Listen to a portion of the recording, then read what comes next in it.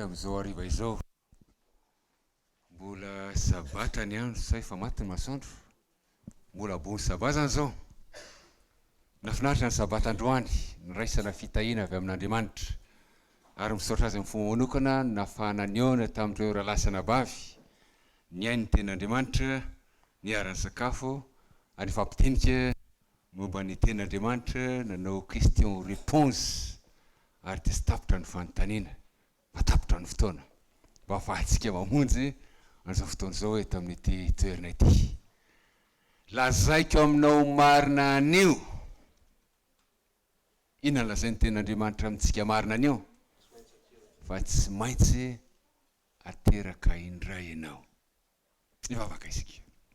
Andriamanitra arany tsara indrindra an-danitro.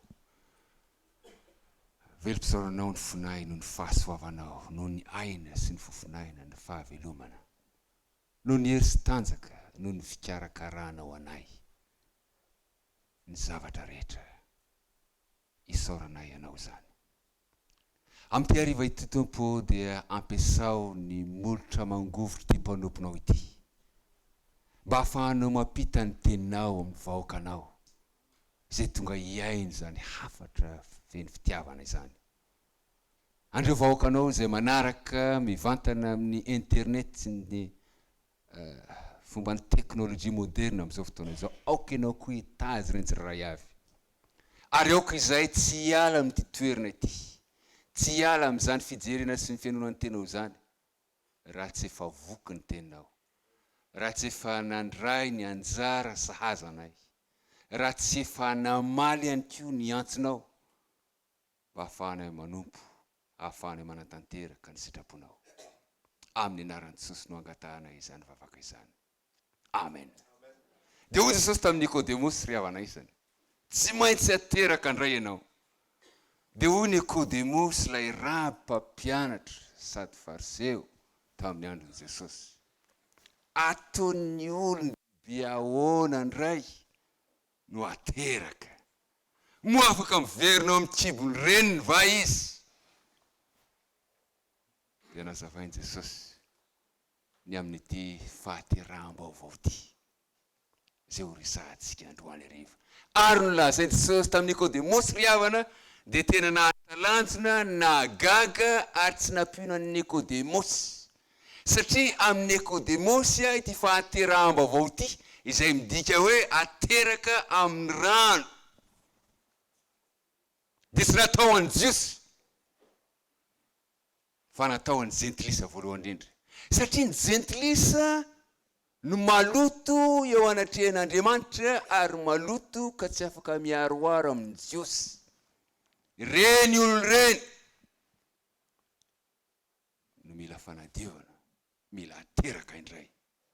Ka tsy mahagaga ny condition ray amin'ireo anankitelo farafahakeliny izay takiany Jiosy amin'ny jentilisa izay teo anatiny vahoakan'Andriamanitra dia ny fanaovana batisa azy. Tsy maintsy hateraka indray ny jentilisa hoy izy. Mba hadio ary afaka miditra ao anatin'ny ankonan'Andriamanitra. Ray izay. Faharoan'izay. Izaho no mpanao batisa. Satria tontolon'ny Nikodemosy, tontolo Jiosy ty ry havana malalitsiny. Dia nanao batisa tany amin'ny rano Jordan. Izay tsy lavitra loatra ny tempolin'i Jerosalema. Ary Jaona mpanao batisa dia niantso ny vahoaka. Manao hoe avy ianareo mibepa fa efa akaiky ny fanjakan'ny lanitra. Ary aoka samy atao batisa ianareo. Mba azahoana ny famelana ny helokareo. Mibepa ianareo, avy ianareo atao batisa. Izany dia kanonta. Ilay kanonta zany dia zavatra misy mavesatra be. Kapoka. Kanonta. Nanakapohana ny fivavahana Jiosy. Nanakapohana ny fombafomba sy ny fanao rehetra atao amin'ny tempoly. Satria rehefa manota ny olona anankiray ry havana dia misy seremonia atao mitondra fanatitra izy. Mitondra an'izany makany amin'ny tempoly izy.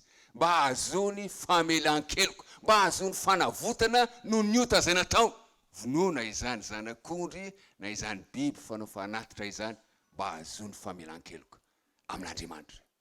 Indro zaona mitaona ny olona hiataka ny tempoly ho any amin'ny ranony Jordana ka milaza manao hoe mibebay ianareo ary aoka ho avy atao batisa mba ho diovina ny fahotanareo ary azo famelan-keloka ianareo. Tena zavatra tsy nakasitrahany Jiosy zany riavana malalaisany, kanefa izay ny takian'Andriamanitra ary misaotra an'Andriamanitra satria nisy tamin'izy ireo nanaiky nanantona ny jaona mba ataony batisa teo amin'izany onony Jordana izany. Amin'ity hariva ity rehefa mandre isika ny tenin'Andriamanitra manao hoe mibeba ary eo ka atao batisa amin'ny anaran'i Jesosy Kristy ianao mba hahazo ny famelana ny elokao, dia aoka ianao mba hamaly an'izany antsony Kristy zany. Za mino fa eto amin'ny toerany amin'izao hariva zao dia misy tanora efa niseho ny sasasany tamin'izy ireo tamin'ity maraina ity, ary rehefa tapitra ny fanompam-pavahana teo am-pamaranana moa zany tena marina dia mbola natao indray ny antso ary dia mbola nisy maro be ihany koa ny tsangana. Za mino fa mbola eto ny sasasasany amin'izy ireo faravarasany satria fantatro fa any amin'ny toerana hafa tsy hoe Dijon, Fivorina sy ny sisa fa misy amin'izy ireo eto amin'ity hariva ity izay tsy mbola nandalo tamin'izany fanandramana zany amin'ny farany ity famelarany ity androany hariva eo anatrehan'Andriamanitra sy Jesosy Kristy izay maty eo amin'ny hazo fijaliana mba hisolo azy hisolo anao, mangataka anao mba hamaly ny antsony Kristy, manomana anao sady hanokatra ny fo ka rehefa tonga zany antson'Andriamanitra izany dia hamaly anao. Ary tsy ho an'ireo tanora na ho an'ireo olona izay tsy mbola nandalo tamin'izany fanandramana zany ihany riavana, fa ho antsika lehibe ray aman-dreny zoky izay efa nandalo tamin'izany kanefa milaza amin'Andriamanitra manao hoe manavao ny fanoloran-tenako aminao ahako, hanome an'izany tombontsoa sy fotoana manokana zany ho anareo koa amin'ity hariva ity. Andao mba hararotony ity fotoana ity riavana. Ilazantsika amin'Andriamanitra manao hoe satria tia ahy ianao dia milaza aminao aho amin'ny alalan'ny fijoko, amin'ny alalan'ny fandraisako ny fanapahan-kevitra eo anatrehanao, anatrehan'ny lanitra sy ny vavolombelona ampahy be maso, fa hanaraka anao aho ary atolotro anao ny fiainako ray manontolo. Mibeba ianareo fa ifakaiky ny fanjakan'ny lanitra ho ny antsony jaona tao amin'ny ranony Jordana. Ny batisa riavana izay nitsony jaona ny revoakan'Andriamanitra tao amin'ny ranony Jordana dia zava-dehibe. Ao Matitiko 7:7-7 ka hatramin'ny 7:7 nanantona anjaona hataon'ny batisa i Jesosy. Ary rehefa nahita an Jesosy ity jaona mpanao batisa ity dia hoy izy manao hoe izaho no tokony ataonao batisa ka ianao indray va ny makaty amiko. Ary tena marina zany satria io ilay zanak'Andriamanitra izay tsy manana kilema, tsy nanota, ka dia izy no tokony anao batisa ny jaona, kanefa indro izy manatona ny jaona atao batisa. Ary dia hoy Jesosy tamin'ny jaona manao hoe aoka ekenao zany satria zava-dehibe zany, zao no atao mba hatanteraka ny fahamarinana rehetra hoy izy. I Jesosy Kristy mihitsy riavana nanome modely mba hatao batisa tao amin'ny ranony Jordana.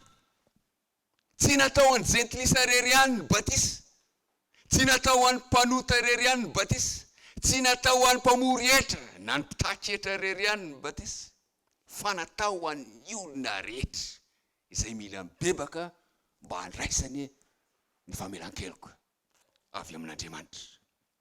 Ao Matitiko 7:20-7 ka hatramin'ny 7:20 dia zao ny voasoratra ao manao hoe mandehany ianareo dia atao mpianatra ny firenena rehetra dia manao batisa azy amin'ny anaran'ny Ray sy ny Zanaka ary ny fanahy masina, mandeha any nareo.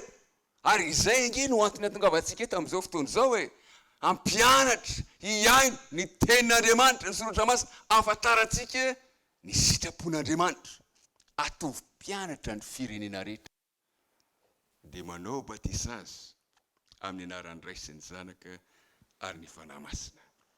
Marika toko 4:10 ka ny 5:10. Marika toko 4:10 ka ny 5:10. Dia izao ny zavatra nambaran'ny Marika ho tenin'i Jesosy izy io izay nosoratany. Ozy manao hoe izay mino sy atao batisa no vonjena, fa izay tsy mety mino no elohina. Izay mino sy atao batisa no vonjena.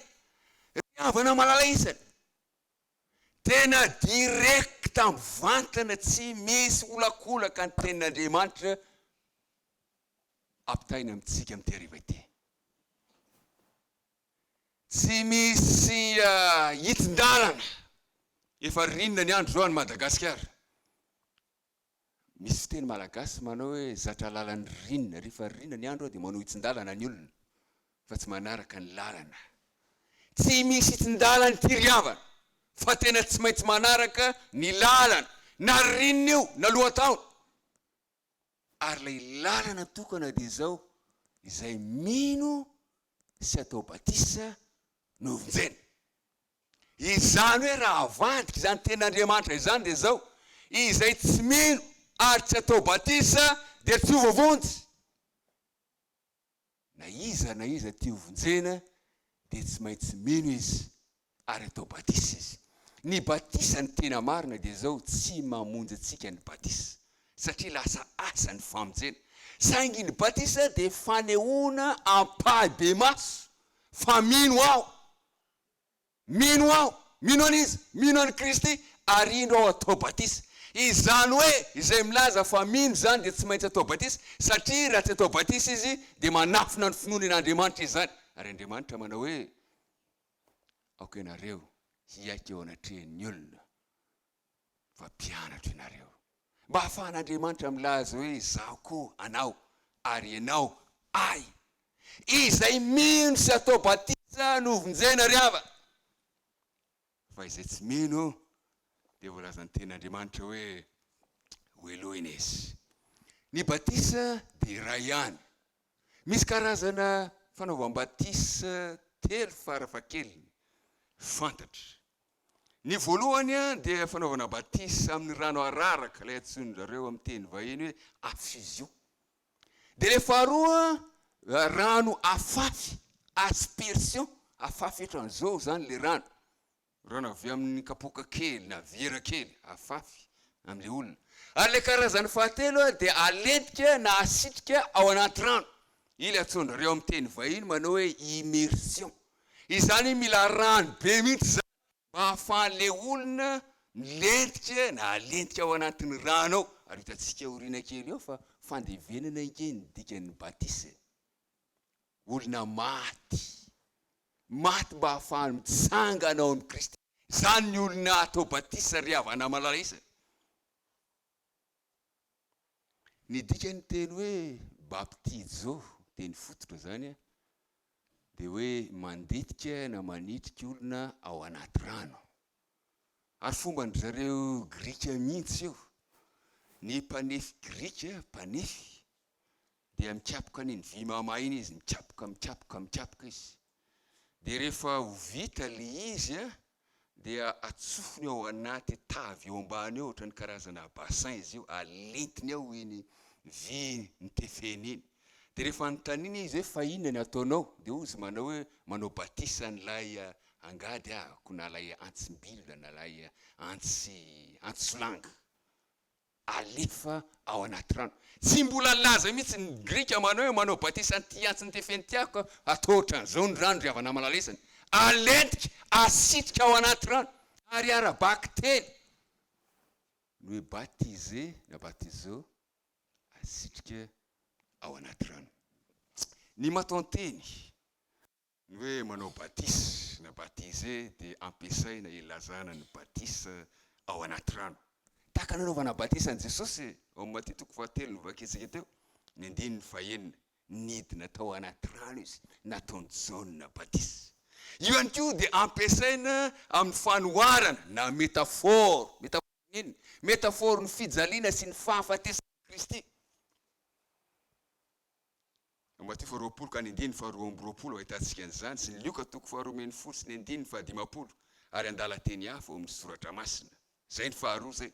Ny fahatelo ny matoa teny baptizo na manao batisa dia maneho ny fiavin'ny fanahy masina. Matteo 7:1-10 ary ianareo ny voalazan'ny afansan'ny apôstôly handray ny fanahy masina amin'ny fotoana zay anaovana batisa ny olona anankiray.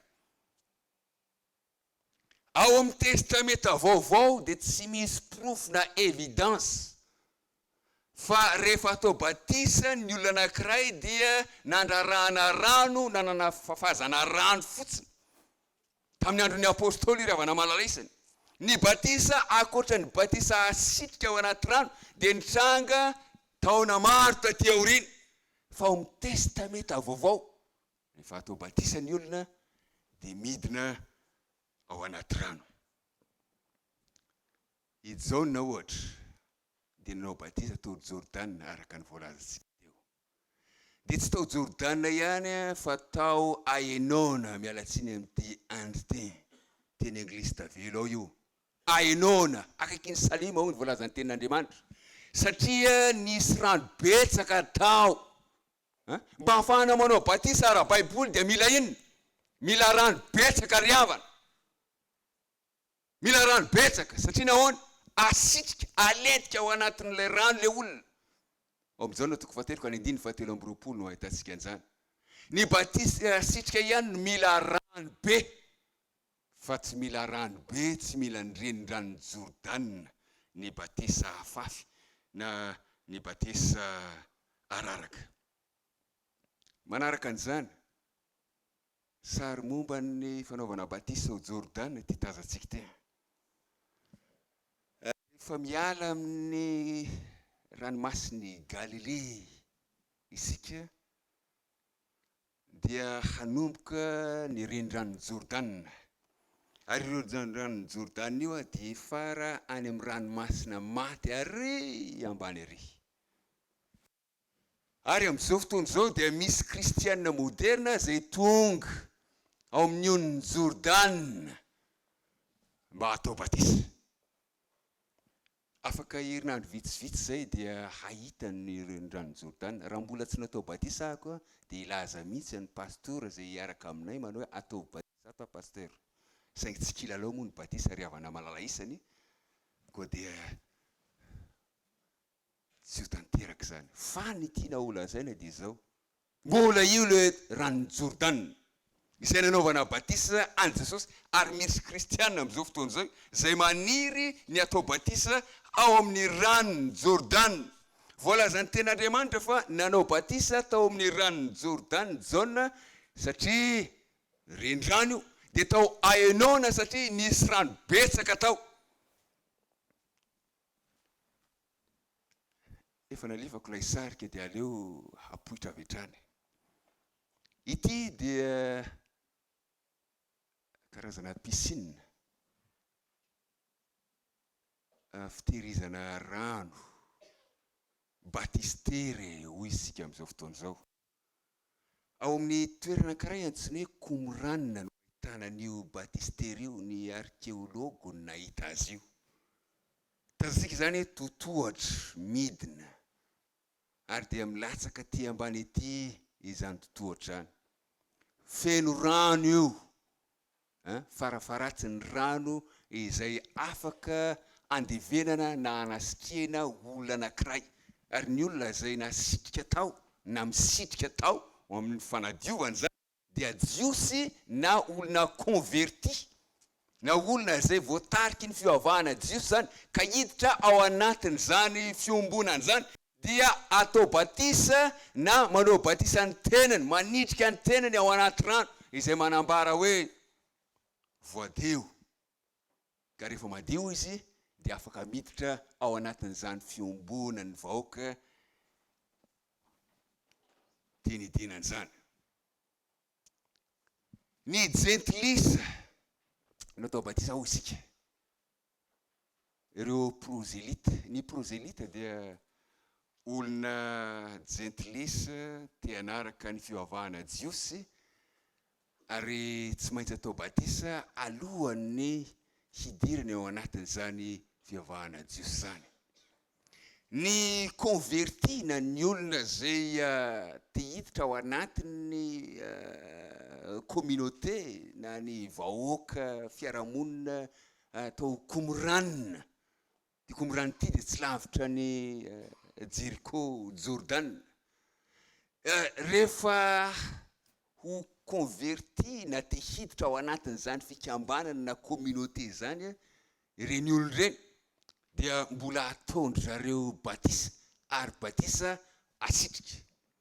Ny sary hosodoko any amin'ny katakombe, ino atao hoe katakombe? Katakombe de fasana ambanin'ny tany any Eropany, any Eropany, any Rome, any Kapadokia tamin'ny herintaona zay de nahita an'izany any ambanin'ny tany any, misy lalana any, tsy métro akory fa fasana.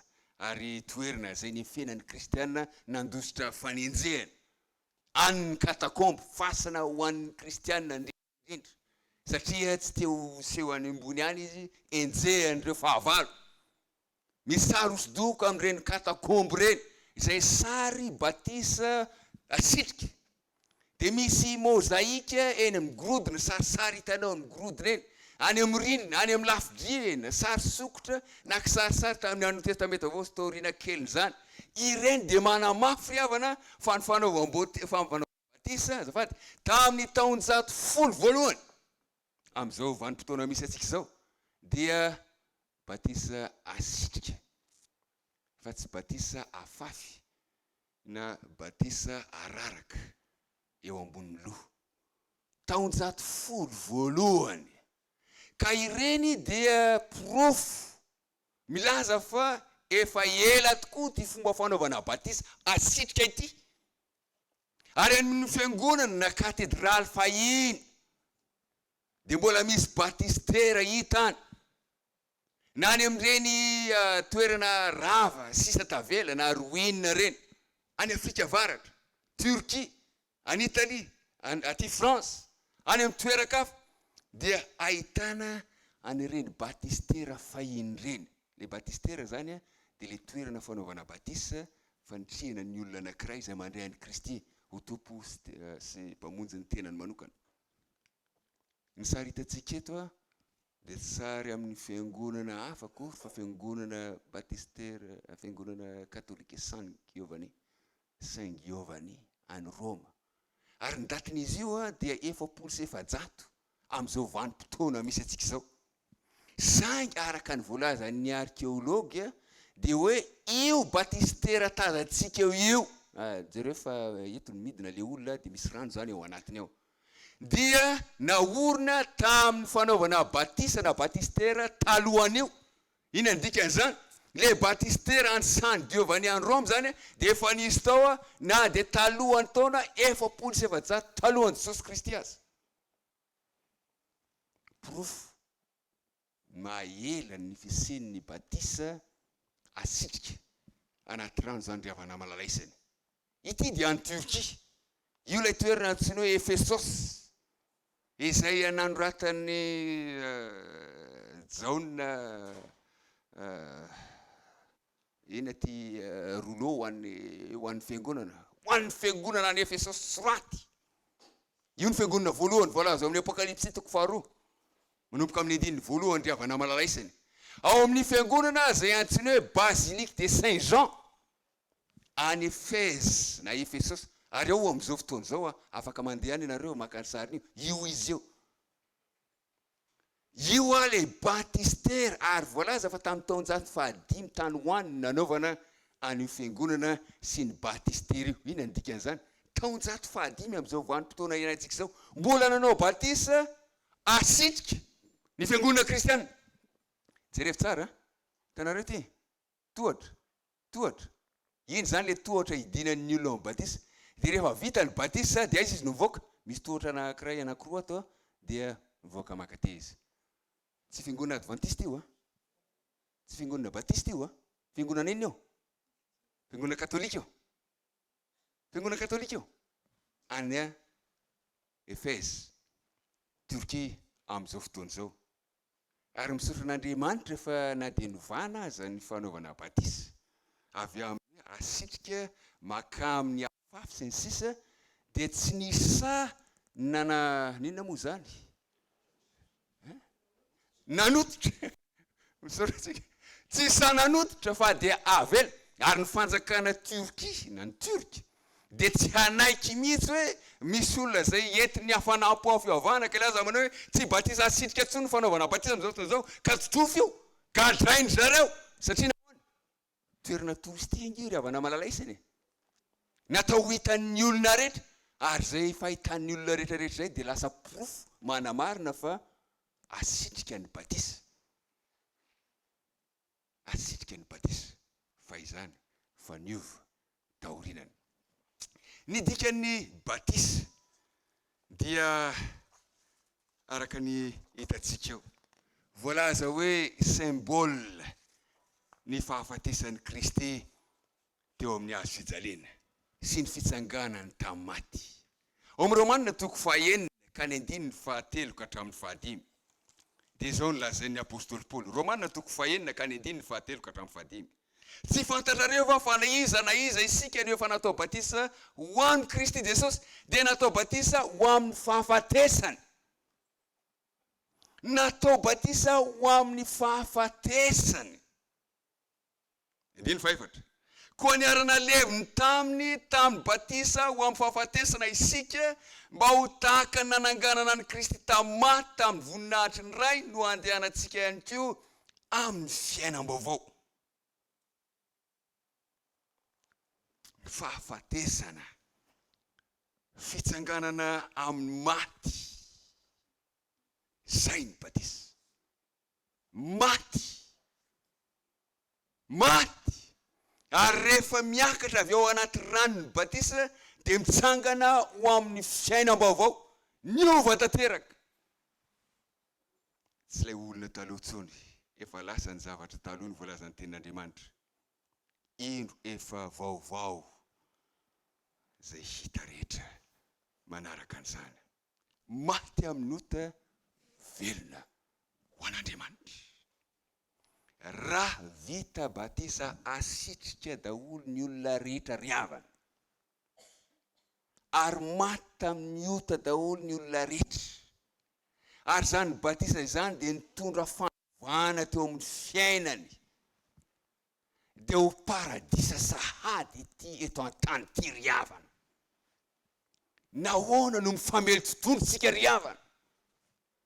Nahoana no mifandaroka bomba isika? Satria mbola olona tsy niova fo isika. Mbola le olona taloha zay feno fahotana ihany, izay esan'ny Satana no mbola miriri amin'izao tontolo zao ka mahatonga olana ho an'ny fiarahamonina zay misy atsika. Raha vita batisa asitrika avokoa ny olona rehetra riavana ary mahatsapa ny lanja sy ny hevitra zany batisa asitrika zany fandevenana ny taloha ary miala avy eo olom-baovao ao amin'ny Kristy, olom-baovao. Paradisa sahady ity fiainana izay iainantsika ity. Saingy tsy izay ny zava-misy. Hoy ny sasany manao hoe tsy ilainy zany asitrika tahaka ny fandrisihana maty any am-pasany zany. Tsy ilainy zany, afafy kely dia efa vita. Araraka kely dia efa vita. Dia tsy mahagaga ny rezultat riavana malalaisany.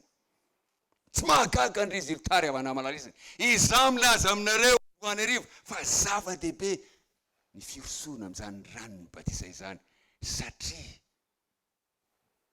izany dia manaprofo fa maty amin'ny ota isika ary velona ho an'Andriamanitra.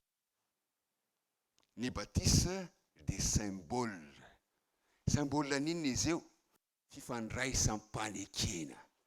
Izany hoe relation alliance miaraka amin'Andriamanitra, miaraka amin'ny Kristy izay tompo sy mpanjakatsika. Taloha tamin'ny andron'ny zanak'Israely dia ny famorana Ny famorana no symbole milaza aminy hoe tafiditra ao anatin'ny vahoaka ny fanekena ny olona anankiray. Ilay atao amin'ny andro rinina iny araba rinina hoy ny voalazantsika.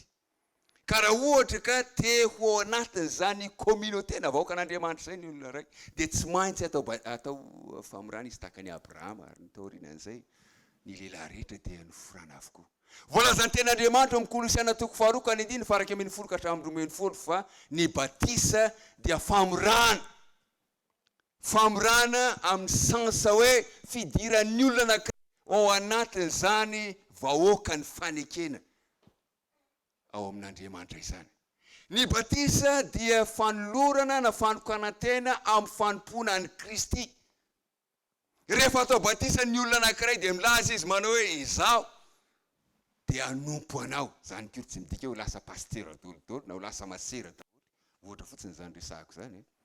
Fa milaza izy manao hoe anao Andriamanitra ary anompo anao amin'ny fiainako iray manontolo. Rehefa atao batisa ny olona anankiray dia voalazan'ny ten'Andriamanitra fa mandray ny fanahy masina izy. Matitiko 7:1 fa 7:10 ka hatramin'ny 7:10. Asan'ny apôstôly 7:10 fa 9:30. Mandray ny fanahy masina. Ny olona atao batisa dia atao batisa amin'ny fanahy sy afo hoy ny voalazan'ny ten'Andriamanitra. Afo! Afo! Ary ny afo dia midika hoe fanadiovana ny olona anankiray. Ny volamena no atao anaty afo mba ho fanadiovana, mipurifie azy. Ary tsy mahagaga raha ohatra ka rehefa miala amin'izany rano batisa izany ny olona anankiray dia olom-baovao izy. Nodiovina izy, tsy le taloha intsony, voasedra izy ry havana malalaisany. Ny fanahy izay miseho amin'ny alalan'ny afo ihany koa dia manampy ny olona anankiray izay natao batisa hitoro ny filazantsara. Hitoro ny filazantsara. Ho vavolombeloko ianareo Jesosy. Any Jerusalema, Jody, Samaria hatramin'ny farany tany. Ary dia hamita ny mission fitoriana ny filazantsara zany olona zany. Ho Jesosy manao hoe rehefa voatory amin'izao tontolo izao ity filazantsara ny fanjakana ity dia ho tonga ny farany. Izany hoe isika zany dia manana anjara amin'ny fitoriana ny filazantsara mba hahafahantsika mody satria efa ela loatra, satria efa niandry ela loatra tsika teto amin'ity tany ity. Mila atao batisa isika ary mila mandray ny fanahy masina mba hanampy antsika amin'ny fitoriana n'izany filazantsara n'Andriamanitra izany. Ireto dia fepetra mila fenoana rehefa atao batisa ny olona anankiray na ny marimarina koa alohan'ny anaovana batisa azy. Ny voalohany indrindra dia mila mino izy. Izay mino sy atao batisa no vonjeny. Mino an'izy, mino an'i Kristy ho mpamonjy ny tenany manokana. Maty eo amin'ny hazo fijaliana ianao Kristy, isolo aho ka nanome fiainana ho aho. Mino an'i Kristy ry havana malalaisany. Ny faharoa dia mila mibebaka izy. Asan'ny apôstôly 2:10 fa 9:30.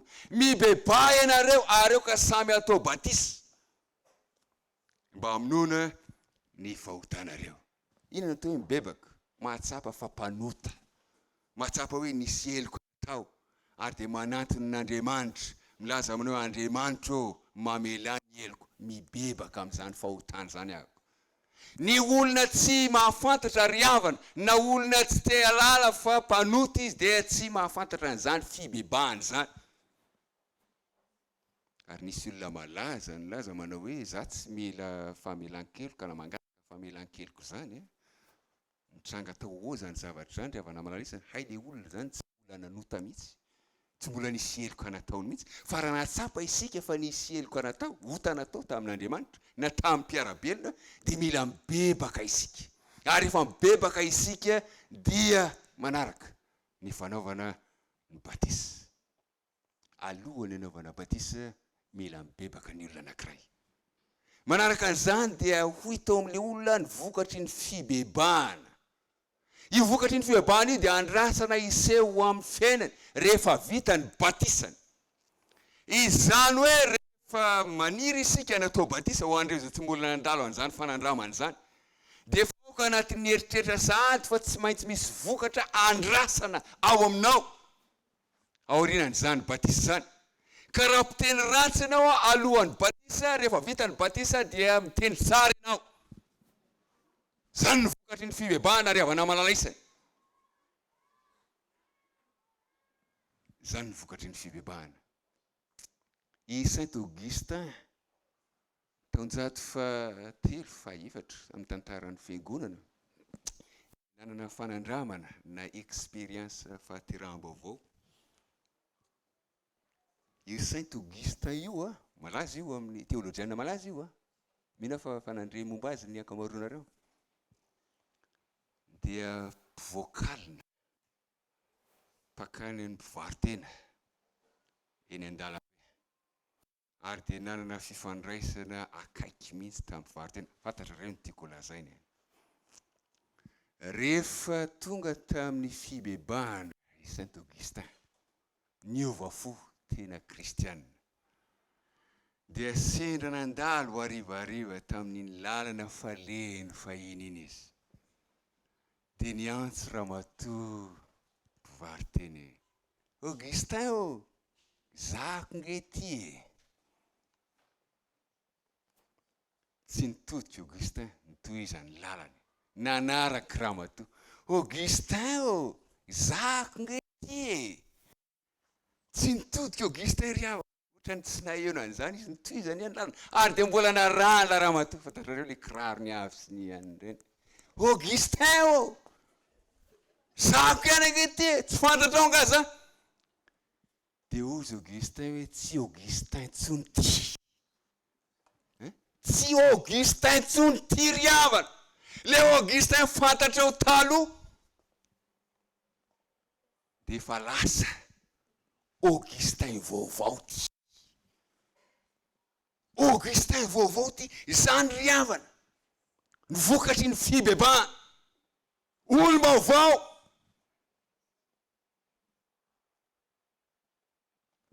Ny olona atao batisa dia mila mandalina ny soratra masina. Maty fa 20 ka ny 9 fa 20. Ataovy mpianatra ny firenena rehetra. Izany misy sitrapon'Andriamanitra, misy afatra, misy instruction na torolalana avy amin'Andriamanitra izay ilaina fantatsika alohan'ny hiritsahantsika amin'izany ranony batisa izany.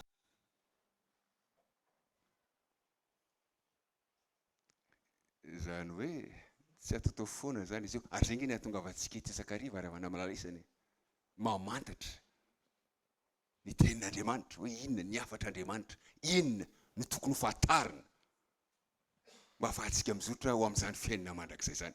Dia mantantsika hoe dia manahoana zany ny zaza, satria ny zazakely ny ankamaroany no atao batisa afafina araraka amin'izao fotoana izao. Ao Maty fa 9 ka ny 10 fa 4 fa 2 Jesosy manao hoe aza ararana ny zaza fa antoazy fanjakan'ny lanitra ho izy. Za akory tsy milaza ety anoloana hoe voavonjy daholo ny zazakely rehetra, ary za akory tsy milaza hoe tsisy voavonjy ny zaza ry havana malalisany. Za tsy manana ny lisitry ny olona ao any an-danitra.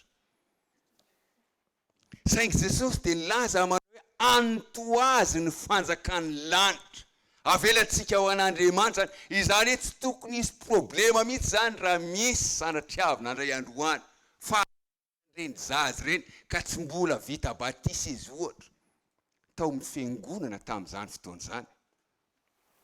Fantatrareo zany ka tsy ambarako hoe fiangonana inona moa le izy. Efa hiteraka ramatoa ka hitany mpitsabo fa ho sarotra ny fiterahana, mety hitranga mihitsy ny fahafatesan'ity ramatoa ty, dia atsoina aingana dia aingana ny poretra. Haninona? Hanao batisa an'ilay zaza ao anatin'ny kibon'ilay ramatoa. Satria nahoana? Raha tsy vita batisa io zaza mbola ao anatin'ny kibo io, dia ho any amin'ny afo be io zaza io, ho any amin'ny purgatoire io zaza io, ho very io zaza io, ary sakramenta ny fanaovana batisa amin'ny fiangonana io. Ka izay ny tsy maintsy anaovana batisa an'izany zaza zany alohan'ny hafatesany ry havana. Hoy ny voalazan'ny tenin'Andriamanitra hoe antoazy ny fanjakan'ny lanitra. Dia tsy midika zany fa hoe dia andraikitsika ray aman-dreny zany tsika zoko zany am'ireny zazy reny ny andraikitsika dia zao ny mitarika azy ho amin'ny fifandraisana amin'ny Kristy ary dia ho avy ny fotoana rehefa matotra izy milaza hoe dada sy neny eo mahatsapahako fa mila mirotsaka amin'ny rano ny batisa satria nandray an'i Kristy ho mpamonjy ny tenako manokana vokatry ny fibebahana hita amin'ny fiainan'ny olona anankiray batisa asitrika tahaka nanaovan'i Jesosy Kristy batisa tao amin'ny ranon'ny Jordana ao amin'ny asan'ny apôstôly toko 2:9-7 ovakiko aminareo toko izay andininy eo fa tena zava-dehibe ny fahafantarana an'izany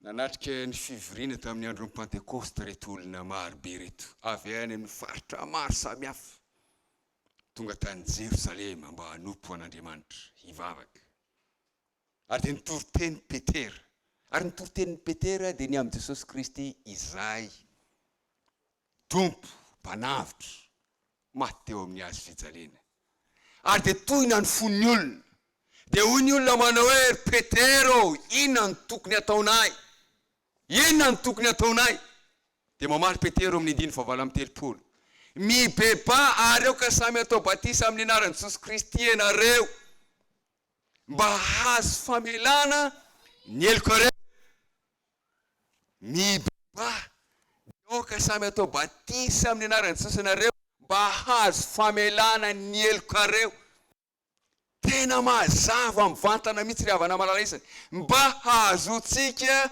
ny famelan-keloka dia mila atao ino isika ry havana mila atao batisa isika aoka atao batisa amin'ny anaran'i Jesosy Kristy ianareo ahazo famelana ny eloko-reo izy Saoly io dia mpanenjika ny fiangonana kristiana ary nakany Damaskosy izy amatotra ny vahoaka an'Andriamanitra ary teny an-dalana dia nisy fahazavana be avy any an-danitra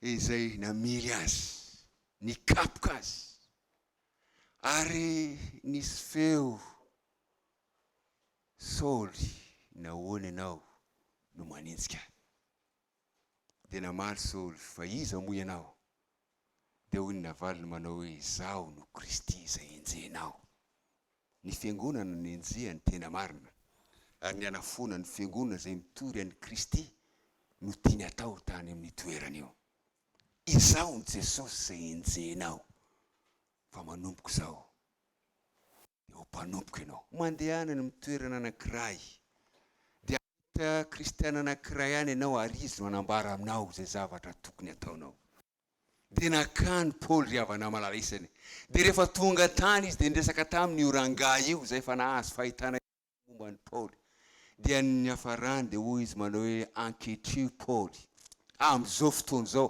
Andro8 inona no manakana anao inona no andrasanao anaovana batisanao ary dia natao batisy Paoly jiosy Paoly fariseo Paoly raby mpampianatra izay araka ny voalazantsika teny am-piandohana mila atao batisa ny batisa sitrika ihany koa ary dia natao batisy Paoly ary dia nandray ny fanahymasina izy ary dia nitory ny filazantsara nanerana ny ampira romana tamin'izany fotoana izany izy tsy nangatakandro izy ry havana malalaisana natao batisy izy ity rangahy hoe Sam Houston ty dia lehilahy malaza tany États-Unis tamin'ny faraparan'ny taona taony 1970 nantsony olona hoe ilay mpimamy lava goavam-be izy satria sady mpisoritoka no goavam-be raha ny abeny zany ny jerena ary tsy vitany hoe goavam-be ary nalaza tamin'izany izy fa io olona io dia lasa gouvernoura ny État anankiroa tany États-Unis ary tsy mbola nisy politisiana afaka nanao an'izany fanompoana ho gouvernoura tamin'ny État anankiroa zany io rangahy io dia nalaza tamin'ny ady ny fanaovana tamin'ny anglisy sy ny meksikana io rangahy io dia piady an-dalambe ary piady an-trano ihany koa mamono vady izy io ary dia lasa alahino amin'ny gazety mila ho isan'andro inga Houston namono ny vadiny ray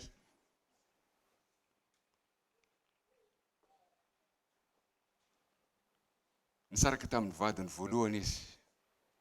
Ary ny divorce dia tena divorce scandaleux ny voalaza ny teny vahiny. Tena nambady vandrona izy. Ary ny anaran'ny vadiny faharoa dia Margaret Lea. Izy dia membre ny fiangonana Batista avy any Alabama. Ary ny fivadiny tamin'ny olona io nampiova ny fiainany ray manontolo. Fiainana ho amin'ny fiainana mandrakizay. Nandritra ny taona maro riavana dia nivavaka ho azy i Margaret Lea. Nivavaka ho an'ity vadiny ity mba hahafahan'Andriamanitra manohina ny fony vadiny. Ary dia niresaka tamin'ny rangahy io izy, mila famonjena ianao rangahy. Dia niresaka tamin'ny mpiara-monina aminy, tamin'ny mivavaka taminy. Aoka ianareo hivavaka ho an'ity vadiko ity, Monsieur Houston, satria mila an'Andriamanitra izy. Farany, 280 taona taty aoriana. 280 taona taty aoriana riavana. Izay nedivany tamin'ny anglisy, nedivany tamin'ny meksikana, nedivany tamin'ny politisiana. Fantatra ihany ny mpanao politika, ny ady fanaovana izy ireo. Ary nedivany tamin'ny fahotana. Ny ady amin'ny fahotana anketsika riavana malalaisany. 280 taona taty aoriana. Nanome ny fiainany ho an'i Kristy. I Monsieur Houston. Tena tao zany programma ny fanaovana batisa azy. Tamin'ny taona 456.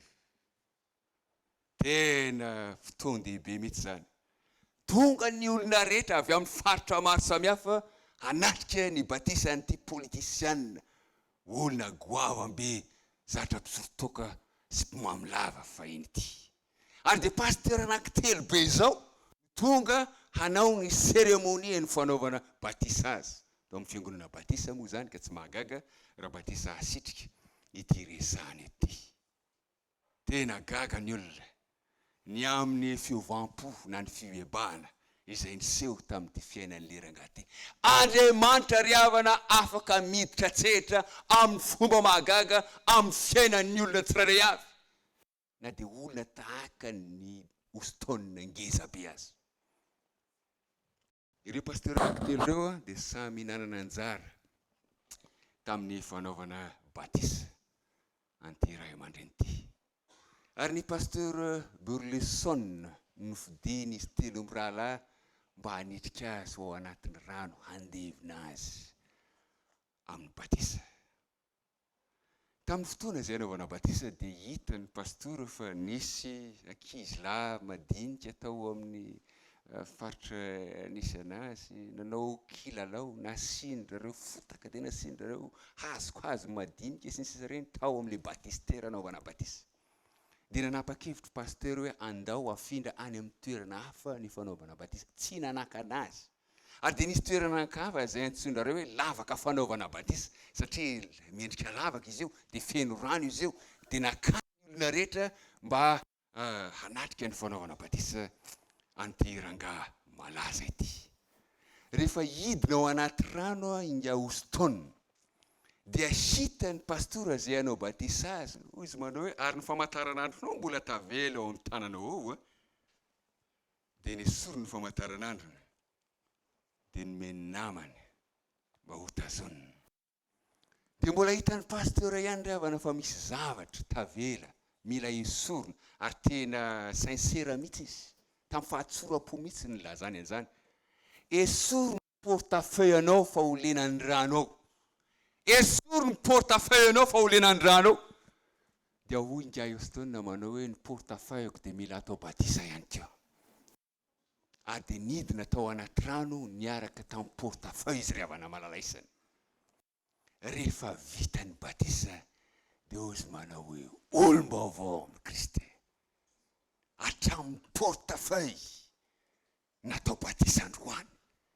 Ary io rangahy io dia nalaza amin'ny générosité na ny fanaovan-tsoa amin'ny olona. Izy nandony atsasaky ny karaman'ny pastora ny andraikitra ny fiangonana nisy azy. Zany akory tsy milaza aminareo rehefa atao batisa nareo dia tena niova fotoanareo dia aloavy ny karaman'ny pastora. Fa zay aloha nataon'le rangahy. Ary izy no anisany nanoana an'ilay université antsoina hoe Baylor University any États-Unis riavana malalaisany. rehefa nanolotra ny fiainana ho an'i Kristy inga oso-taonina goavambe dia tena volom-baovao ao amin'ny Kristy. Ry havana malalisany amin'ity ariva ity Andriamanitra dia miantso lehilahy, miantso vehivavy teo olom-baovao, satria mila olom-baovao ny sosiete, ny fiarahamonina misy atsika. Nisy tanora androany maraina ny joro. Ao ve izay tanora izay tiantsika ny ahita azy androany hariva? Lehilahy na vavy, ao ve izy androany hariva? Angatahako mba hitsangana izy. Amen. Iza moa ny anarany se? Oceane. Saotr'Andriamanitra ny Oceane. Nisy tanora tamin'ity maraina ity na ny folakandro ny marimarina koa. Naneo ny intention ny faniriana batisa rehefa tonga ny fotoana fanaovana batisa. Rehefa vonina ao amin'izany izy. Ao ve izay tanora izay? Ao ve ry tanora ireo? Angatahako izy mahitsangana amin'ity hariva ity. Amen. Amen. Sotranao Andriamanitra. Ray, roa, telo, efatra, dimy, enina, fito, valo, sivy, folo riavana. Ho anareo izay mbola eny am-pitoerana, misy aminareo raika ambin'ny folo riavana, roa ambin'ny folo riavana. Amen. Sotranao Andriamanitra. Telo ambin'ny folo riavana. Amen. Na ho isika menakavy riavana. Fantatro fa mbola misy ray na roa eny am-pitoerana eny, izay mitolona mafy miady amin'ny fanahy masina, manohitra an'izany antso zany amin'ity hariva ity. Mivavaka ho anao ako. Anio raha hen'ny feony aza manamafy ny fonao. Valio ny antson'Andriamanitra. Tsisy batisa androany alina. Amin'ny sabotsy, amin'ny sabata, 12 ny volana avril no isy batisa. Tsy fantatra hoe firy marina tao batisa fa mino fa hitombo zany isan'ny batisa zany satria mahita an'ireto tanora reto. Inona moa no manakana azy ireo? Tsy indray fanapahan-kevitra manao ity ny fotoana andeha hirotsaka amin'izany rano batisa izany amin'io sabata io. Misy aminareo amin'ity hariva ity mbola tsy nandalo tamin'izany fanandramana izany. Mangataka anao ako mba hanondrika ny lohanao. Aoka hijoro ihany ianareo 3 menada. Aoka hijoro ianareo. Fa ny sisa rehetra dia hipetraka ihany ary dia hivavaka isika. Aoka hakipy ny masika ka hivavaka isika. Andriamanitra ray eo. Indreto misy tanora 3 mianadra. Nandre ny afatra ao tamin'ity hariva ity. Zanakao izy ireo. Ary reny fa mila mino sy atao batisa izy vao afaka hovonjena. Inona ny fahamarinana na filazantsara mazava mihoatra noho izany Andriamanitra? Zavatra tsotra izany. Kanefa sarotra ihany koa ny manatanteraka azy satria fandraisana fanapahan-kevitra lehibe eo amin'ny fiainana. Toronao lehibe eo amin'ny fiainan'Andriamanitra. Misaotra anao izay ny ireo tanora, zanaka, zandry, ny joro, aneo an'izany faniriana izany. Ary misy amin'izy ireo azy, dia efa tapa-kevitra mihitsy ny seho teo anatrehan'ny fiangonana, fa amin'ity sabata ity, dia hirotsaka ao anatin'izany ranony batisa izany izy, alevina miaraka amin'ny Kristy, mba hitsangana miaraka amin'ny Kristy ho amin'ny fiainam-baovao. Misaotra anao izay Andriamanitra.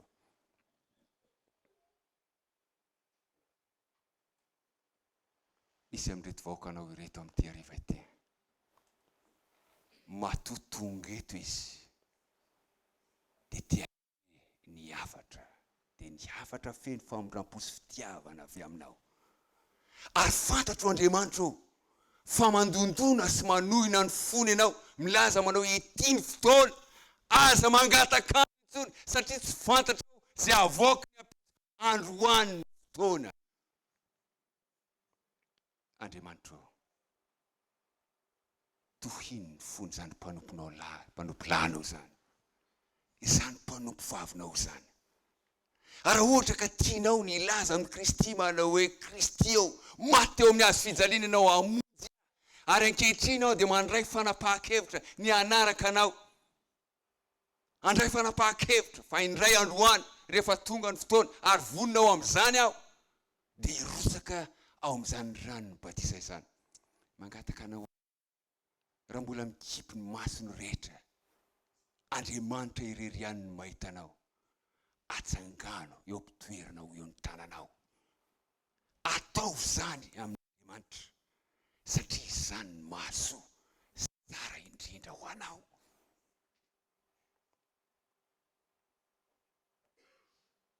Andriamanitra ny hitanao dia fantatro fa efa namela ny eloko ianao.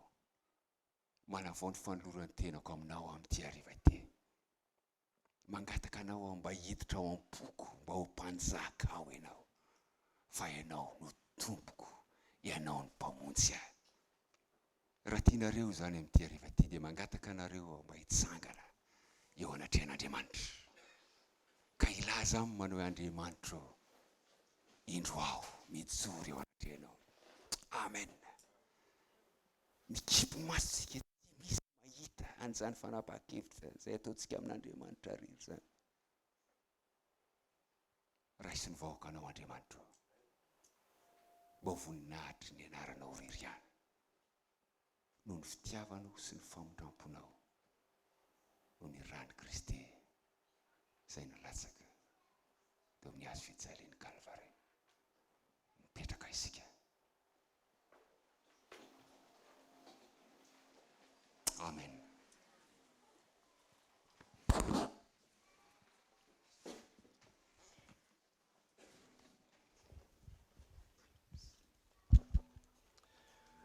Ray aman-dreny isany rahalahy sy anavavy malala isany zoko zandry isany tsy misy tokoa batisa mahavonjy afa-tsy izay batisa atao amin'ny anaran'i Jesosy Kristy. Tsy misy anareo mahavonjy afa-tsy amin'ny anaran'ny Jesosy Kristy.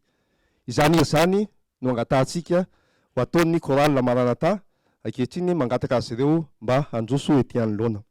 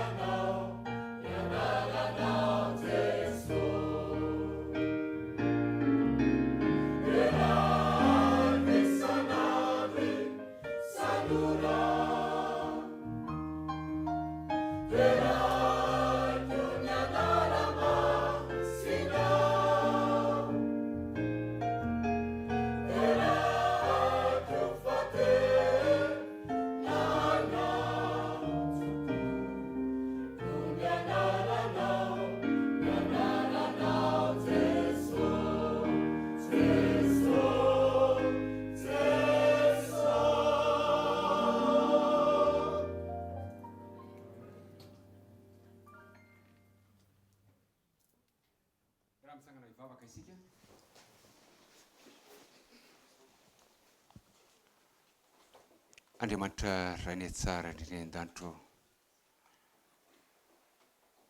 misaotra noho ny fitiavanao sy ny famindramponao, misaotra noho ny famonjena, misaotra noho ny anaranao izay mahavonjy anay.